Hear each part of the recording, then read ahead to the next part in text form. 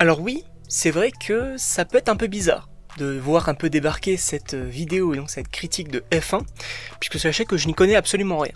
Évidemment, bonjour à toutes et à tous, je suis très content de vous retrouver pour une nouvelle vidéo. Sachez que, en fait, j'ai été voir ce film donc hier soir, à l'occasion en fait d'un anniversaire.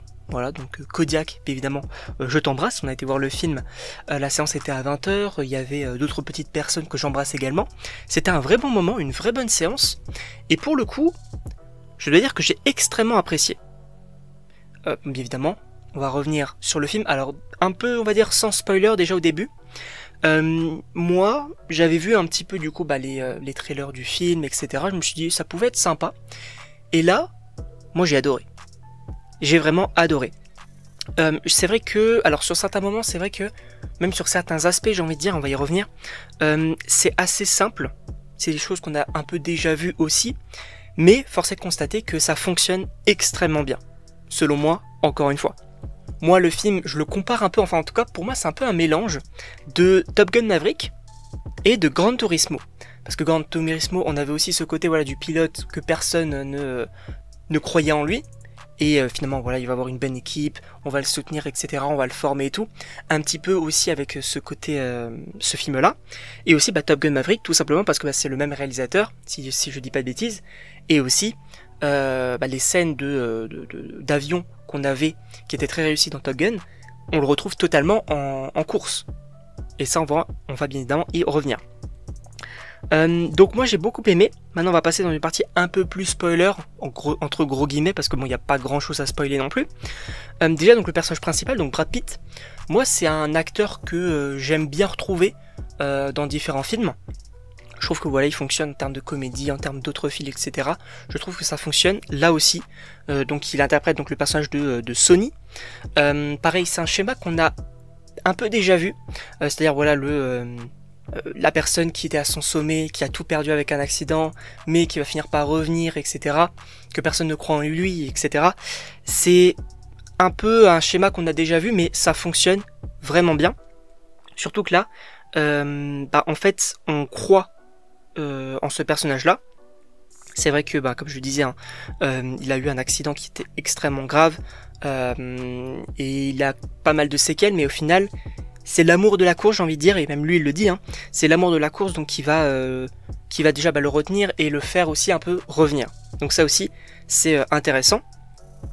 Après, on a aussi le personnage de Joshua, donc ce jeune, pareil, c'est aussi un aspect qu'on avait déjà vu, le jeune arrogant qui en soi a tout à apprendre aussi de la personne un peu plus âgée que lui, qui a fait plusieurs compétitions, plusieurs courses, etc., qui s'y connaît mieux, mais au final, le jeune pense tout savoir, il va faire n'importe quoi et tout, enfin, c'est un peu ce cliché-là, j'ai envie de dire, mais ça fonctionne, donc pour moi c'est vraiment simple, mais ça fonctionne très bien. Sachant que oui, donc ce personnage-là, il est détestable au début, on peut pas se mentir. Et en plus de ça, c'est lui qui lance les premiers pics, les premières attaques sur Sonny. Et lui, finalement, en fait, Sonny, c'est vraiment, entre gros guillemets, une personne assez sage, on va dire, dans le conflit, en disant, tu veux pas m'écouter, pas de souci. Moi, juste, tu traces ton chemin et, en fait, je peux te proposer des choses, tu ne m'écoutes pas, tu ne veux pas apprendre, pas de souci, moi je t'écoute pas non plus et on fait chacun notre truc, quoi. Et c'est assez intéressant, la relation entre les deux, sachant évidemment elle va évoluer. Le jeune va apprendre un peu à respecter aussi Sonny, et ça aussi c'est intéressant, c'est que Sonny il va forger son respect, que ce soit au niveau de Joshua, que ce soit même au niveau de l'équipe, et que ce soit au niveau même du public, en disant maintenant vous savez ce que je peux faire, et en plus de ça, ceux du coup qui ne croyaient pas en moi peuvent maintenant le voir.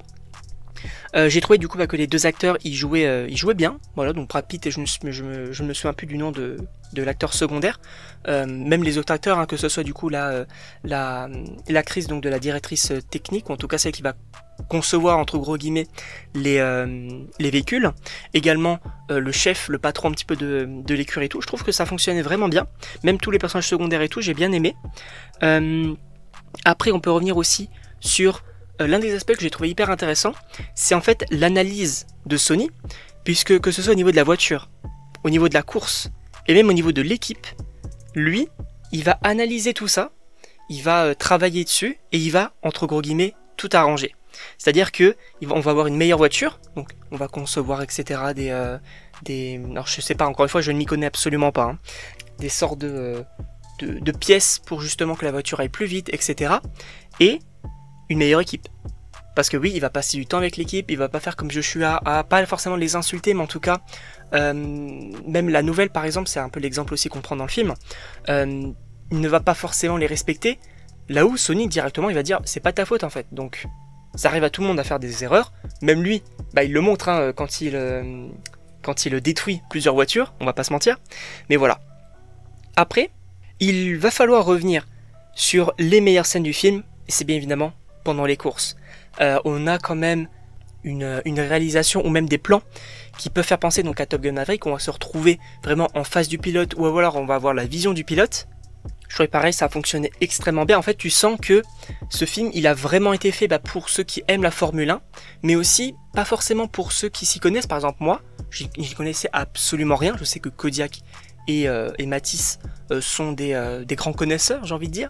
Moi, pas du tout. Et je trouve que le film, il arrive à t'expliquer des choses assez simplement, alors que c'était pas forcément nécessaire. Par exemple, lors des courses, lorsqu'on va dire non, tu vas faire ça, ça, ça, ça, et on t'explique pourquoi est-ce qu'il faut le faire. Et c'est assez intéressant de ce côté-là. En tout cas, moi, je me suis pas du tout senti perdu, mis à l'écart, pas du tout. J'ai adoré ce qu'on nous a proposé. Au niveau des scènes de course, du coup, comme je l'ai dit, donc la tension se fait assez ressentir. Par exemple, lorsque Sony ne veut pas avancer tant qu'il n'aura pas ses roues qu'il a demandé. C'est aussi assez intéressant. Et aussi, faut pas oublier que lors des scènes de course, en fait, comme les acteurs et notamment Brad Pitt portent un casque, le regard est assez important.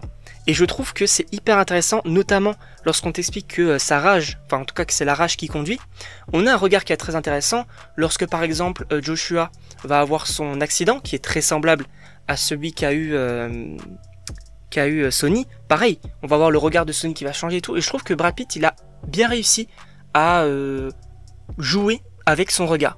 C'est aussi assez intéressant. Et enfin, donc on peut revenir donc sur la musique, qui est extrêmement réussi selon moi. Je trouve que voilà, on est vraiment sur je crois que c'est Hans Zimmer qui fait la musique. Ça fonctionne vraiment bien. Comme je le disais, la tension par exemple lorsque Sony ne voulait pas avancer, on avait ce sort de chronomètre au niveau même de la musique, sachant qu'on te faisait défiler entre gros guillemets les secondes, et la tension se fait totalement ressentir. À un moment donné, on va avoir une absence de musique et de son. Je trouve que au niveau sonore aussi, c'est très intéressant ce qu'on nous propose. En tout cas, je ne sais pas ce que vous en pensez, moi je vous conseille fortement ce film-là. D'après ce que je sais, bon, il n'a pas forcément trop marché non plus, mais c'est pas un bide. Donc, un peu dommage parce que je trouve quand même que le film est assez qualitatif. En tout cas, encore une fois, j'ai énormément apprécié. Donc je ne sais pas ce que vous en pensez, mais évidemment n'hésitez pas à me le dire dans les commentaires si vous avez vu le film ou non, et qu'est-ce que vous en pensez. Et n'hésitez pas également à me dire si vous aimez aussi ce genre de critique qui change un petit peu, d'aller voir un peu des films entre gros guillemets différents, même si on reste sur des films grand public, j'ai envie de dire. Donc n'hésitez pas à me dire tout ça dans les commentaires, n'hésitez pas également à vous abonner, et donc on se retrouve pour une prochaine vidéo.